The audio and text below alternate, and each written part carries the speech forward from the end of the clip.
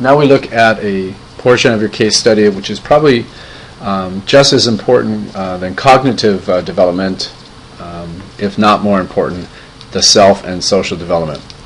And even though we don't assess this in school, positive self and social development probably plays a bigger role in your student success or your client success than just academics. And because of this, we need to have a better understanding of how our students develop a sense of self.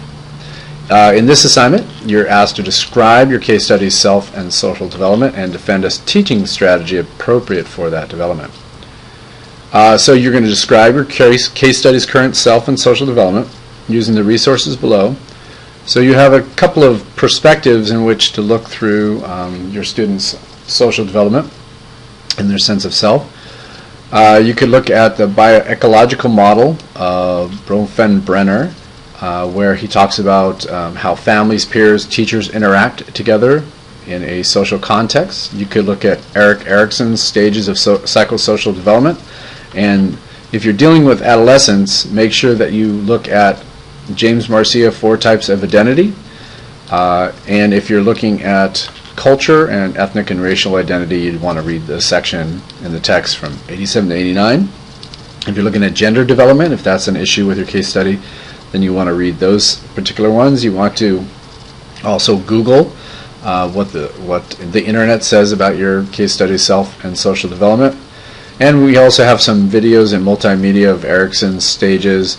This is a good one, a fun one, where you get to see a video of a social development lab, which is a old candid camera of how people have a tendency to do what others do. And then watch this one on video of gender roles, where they talk to kids and they look at how they view male and female gender roles.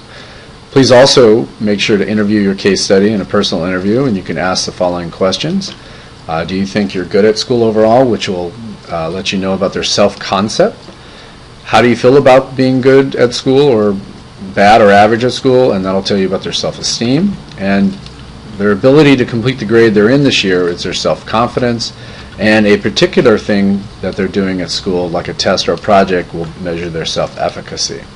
Those are big concepts. Even though there's a lot of words with the word self in it, each one means a slightly different thing.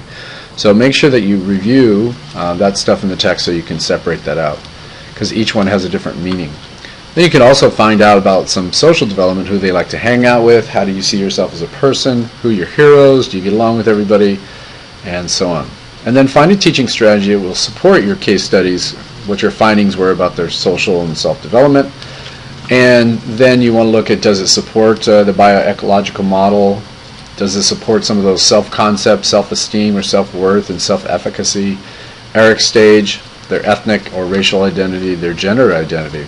And then you have these choices in the tech about trying to find ways to support your students or clients.